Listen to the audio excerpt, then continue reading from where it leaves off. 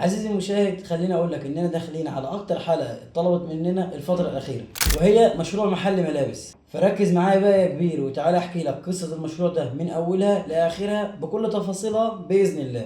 لان في الحلقه دي هجاوبك على اسئله كتير تخص المشروع ده، زي اقدر ابدا بكام، ازاي اختار المحل، وايه الشروط اللي محتاج اراعيها فيه وانا بختاره، اجيب بضاعه من فين بسعر كويس، وازاي اسعر البضاعه واحط ربح كام، وازاي اسوق للمحل، وايه افضل وقت ابدا فيه، وايه الاسباب اللي بتسبب مشاكل وخساره لمشروع الملابس بالاخص ومحتاج اعرفها عشان اتجنبها، وايه النصايح والتريكات اللي محتاج اعرفها ولا غنى عنها عشان اضمن نجاح مشروعي باذن الله. طيب قبل ما نروح لاجابه الاسئله، حابب اقول لك انك لو جديد معانا في القناه اننا هنا بنتكلم عن المشاريع والفلوس وازاي تزود مصادر دخلك وازاي تحسن من وضعك المادي. واول قسم بدانا بيه وهو اننا بنتكلم عن المشاريع، ولحد دلوقتي لخصنا حوالي 10 مشاريع او اكتر، وهتلاقيني مجمعهم لك كلهم في قائمه واحده وهتظهر لك في علامه الاي اللي فوق دي. وكمان في فيديوهات تانية اتكلمنا فيها عن بعض التريكات اللي هتكون محتاج تعرفها عشان تساعدك وانت بتدير مشروعك. وقريب باذن الله هنبدا نتكلم عن الاستثمار في البورصه والاسهم. بس عشان نستمر ونكمل نتمنى تدعمنا بلايك واشتراك في القناه. وتعالى بقى عشان نرجع لموضوع حلقتنا النهارده ونروح لاول سؤال، وهو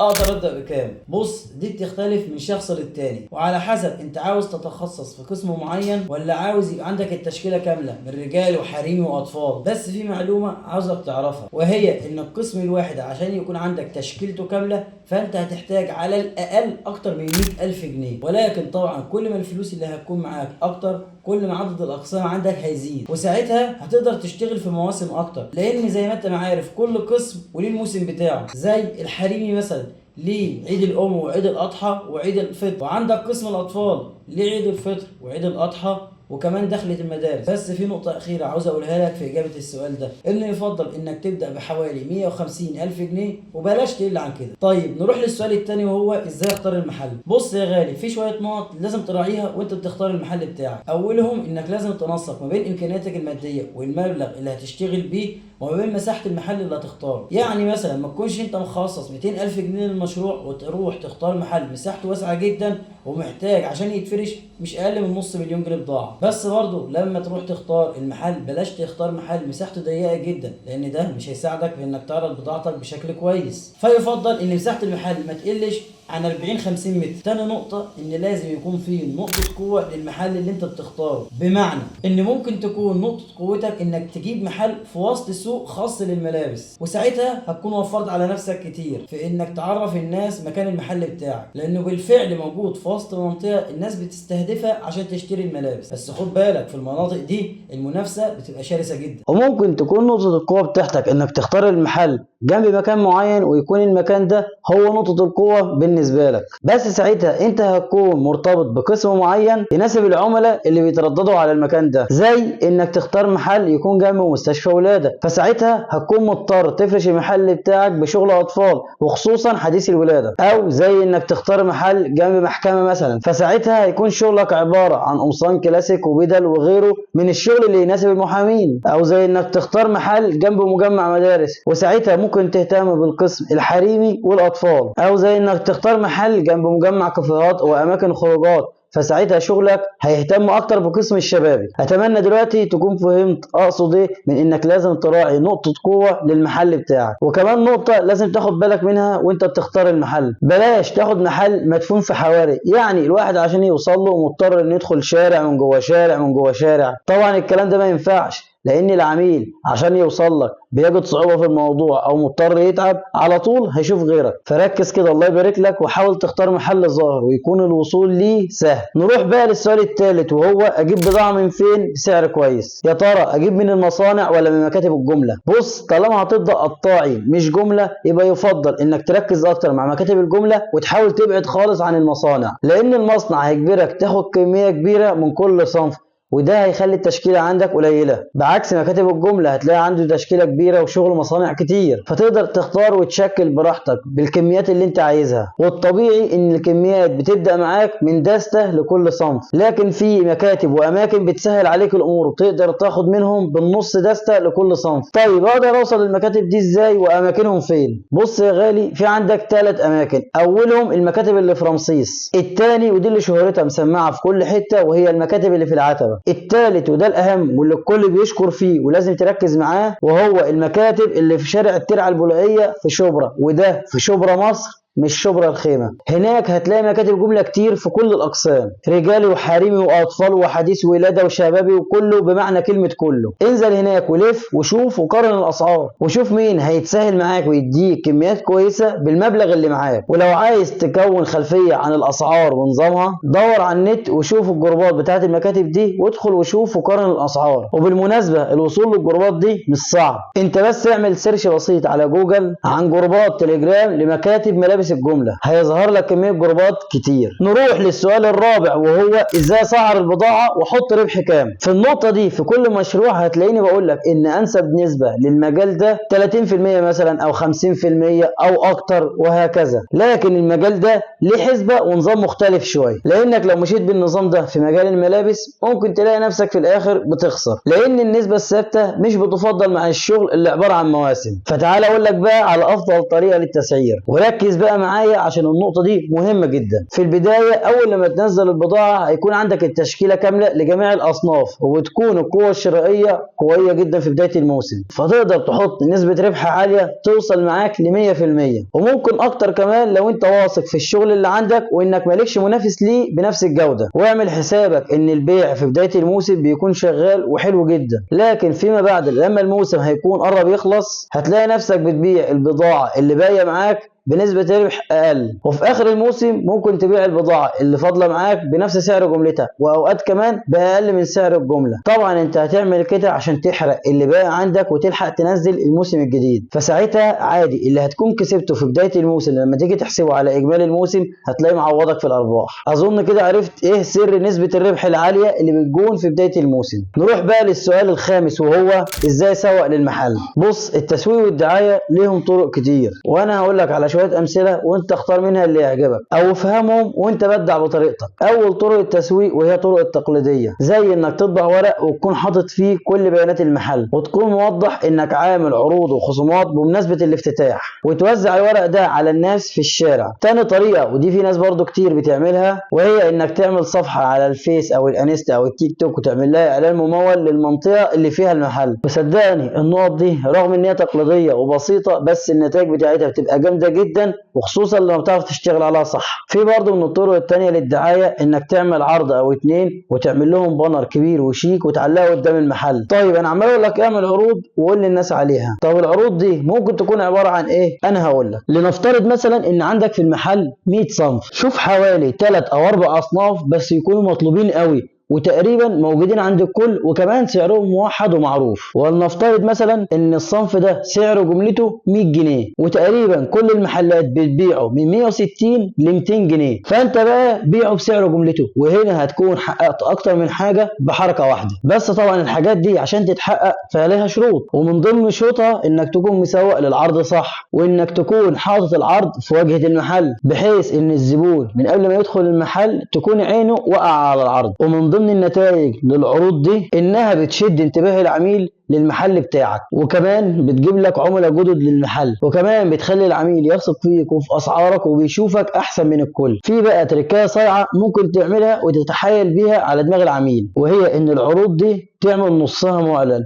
يعني تكون معرف للناس من قبل ما يدخلوا ان دي عروض انت عاملها، والنص التاني مخفي كانها اسعار عاديه، وخلي العميل هو اللي يكتشفها بنفسه. في عندك برضه من ضمن العروض انك تحاول تخدم نفسك وتجيب صنف او اتنين بسعر كويس جدا وتعتبر كأن الصنفين دول دعايه للمحل، فتشوف لو هتحط ربح هيبقى كام وتروح مقدره فلوس للعميل يشتري بيه حاجه تانيه من المحل. وعشان تفهمني اكتر تعال اوضح لك بمثال. لنفترض ان عندك صنف سعر جملته 200 جنيه وانت هتبيعه بعد الربح بتاعك ب 350 جنيه، فتقدر تقول في العرض اشتري المنتج كذا وخد معاه اي حاجه من المحل بقيمه 150 جنيه. وصدقني دي اشيك بكتير من انك تقول خد قطعه او اتنين وعليهم قطعه هديه، لان انت هنا اديت للعميل حريه الاختيار في انه يختار الحاجه اللي تعجبه على الصنف اللي هو اشتراه. فهمتني؟ العاب التسويق والدعايه كتير، بس اللي يفكر صح ويشغل مخه ويا سلام لو يفكر خارج الصندوق. نروح للسؤال السادس وهو ايه افضل وقت ابدا فيه. بص يا غالي، الملابس هما موسمين في السنة، صيف وشتاء. ففي البداية كده وبخبرة معلمين وبخبرة سنين ابدأ بموسم الصيف، وتعالى اقول لك ليه. الشتاء موسم قصير بيبدأ معاك من شهر 10 وبينتهي على 2 بالكتير، ويعتبر ما فيهوش مواسم غير 7 يناير، وبتعتبر القوة الشرائية فيه مش أحسن حاجة. بالإضافة إن موسم الشتاء تقيل وغالي لأن سعر القطع بتاعته أغلى. أما بقى موسم الصيف فتقدر تنزل فيه بتشكيلة أكبر، وده لأن القطع فيه سعرها أرخص من قطع الشتاء. وكمان موسم الصيف طويل بيبدأ معاك من نص 2 لحد شهر 10، وكل المواسم تقريبا فيه. بيبدأ معاك بعيد الأم وعيد الفطر وعيد الأضحى وشم النسيم ودخلة المدارس، فحرفيا هو موسم كل شغل وبتعرف تحرق فيه بضاعة. ولو فكرت مع نفسك شوية وركزت في الموضوع وبصيت على الصورة من بره، هتلاقي إنك شخص لسه خارج من مطحنة مصاريف، من تأمين للمحل وإيجار وتجهيز وتوضيب المحل والتراخيص وفلوس للحي وغيره. فبعد كل ده أنت أكيد محتاج موسم عشان تعرف تبيع فيه، عشان ربنا يكرمك وتعوض المصاريف اللي انت صرفتها، وكمان عشان تلحق تلم فلوس عشان لما الموسم يخلص يكون معاك فلوس لفرشة الموسم اللي بعده. نروح للسؤال السابع، وهو ايه الاسباب اللي بتسبب مشاكل وخسارة لمشروع الملابس بالاخص ومحتاج ان نعرفها عشان اتجنبها. اول نقطة وهي ان حضرتك وناس كتير لما بتحب تفتح محل جديد بتهتم قوي بالديكور والتشطيب بتاع المحل، وبتصرف فيه كتير قوي عشان الشكل النهائي للمحل يبقى حاجة تحفة، وطبعا ده بيخليك تصرف فلوس كتير، ولما يجي وقت البضاعة بتلاقي الفلوس مش كتير، وبالتالي بتلاقي التشكيلة مش كتير، وطبعا دي اول مشكلة. لكن الكارثة في بعض الاوقات ان الناس بتصرف كتير على التجهيزات والباقي بيجيبوا بيه بضاعة وبتنسى خالص نقطة التسويق والدعاية، ومش بيكونوا مخصصين ليها أي مبلغ، وطبعا دي كارثة في حد ذاتها. فركز كده بقى الله يبارك لك، وحاول تمشي على الترتيب اللي جاي ده لأنه مهم جدا. أول حاجة تعملها إنك تخصص جزء معين للبضاعة. تاني حاجة إنك تركن مبلغ للتسويق والدعاية، ولازم المبلغ ده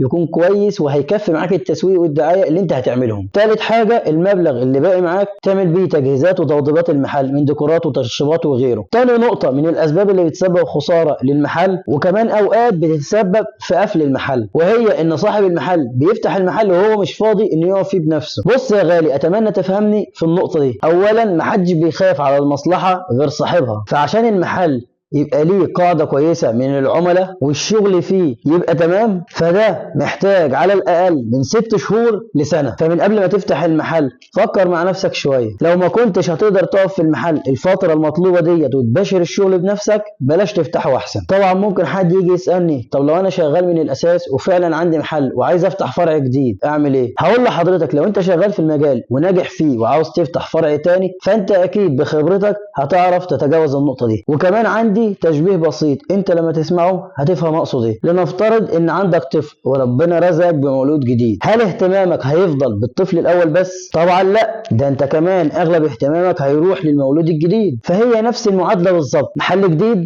كانه مولود جديد بالظبط. ثالث نقطه من اللي بتسبب خساره وكوارث في المحلات وهي عدم التخصص. بمعنى تلاقي واحد يقول لك انا هفتح محل لكله، اللي هو عاوز يبيع رجالي وحريمي واطفال مع بعض. بص يا غالي اهدى كده شويه وافهم انها مش ماشيه بالطريقه دي. لازم حضرتك تتخصص في قسم معين وتكون الفرشه والتشكيله بتاعته عندك مش ناقصها اي حاجه، لكن يكون الفلوس اللي معاك مش كتير وتروح تشتغل في اكتر من قسم، ده مش اسلوب شغل. وما تبصش للاماكن الكبيره اللي بتعمل حاجه زي كده زي التوحيد والنور مثلا، لان ده ليه نظام مختلف تماما من حجم العماله ومساحه المكان وسيستم تاني خالص. رابع نقطه من الاسباب اللي اوقات بتعمل خساره للمحل وهي انك تكون رابط نفسك بمصدر واحد بتجيب منه كل بضاعتك، وده اكبر غلط لانه مش هيخليك على درايه بكل الجديد اللي في السوق، وكمان مش هتعرف تغير قوي في التشكيله اللي عندك. حاول يكون ليك اكتر من مصدر بتجيب منهم بضاعه، وصدقني ده في مصلحه محلك. نروح بقى للسؤال الثامن وهو ايه النصايح والتريكات اللي محتاج اعرفها ولا غنى عنها عشان اضمن نجاح مشروعي باذن الله. اول نصيحه عايز اقول لك عليها وهي انك لازم تهتم قوي بالنقطه بتاعه قاعده العملاء، بمعنى ان اي عميل يدخل عندك ويشتري حاجه لازم تاخد بياناته زي اسمه ورقم تليفونه على الاقل، وده عشان كذا حاجه.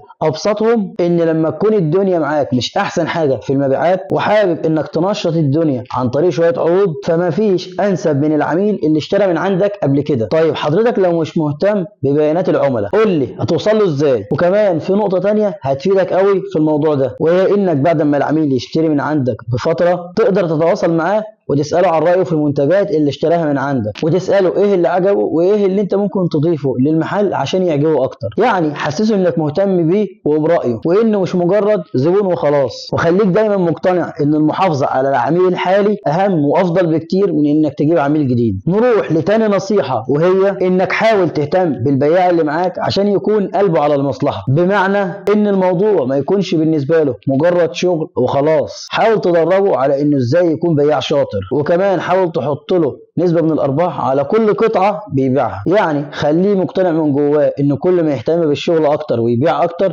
هيقبض اكتر. وبلاش تقلل من النقطه دي، لان الناس اللي معاك في المحل بشغلها وباسلوبها هي اللي ممكن ترفع المحل بتاعك في سابع سما، وهم اللي ممكن ينزلوه في سابع ارض. طبعا في كلام كتير ممكن نقوله في نقطه النصايح دي، بس اظن كفايه كده النهارده عشان الفيديو ما يطولش اكتر من كده. ولو عايزيننا نكمل باقي النصايح دي ونعمل لها فيديو لوحدها قولي لي في الكومنتات. وطبعا عايز اقول لك انك لو شايف ان الفيديو ده قدم لك معلومه نتمنى تدعمنا بلايك واشتراك في القناه عشان نقدر نكمل ونستمر. اشوفكم الحلقه الجايه على خير.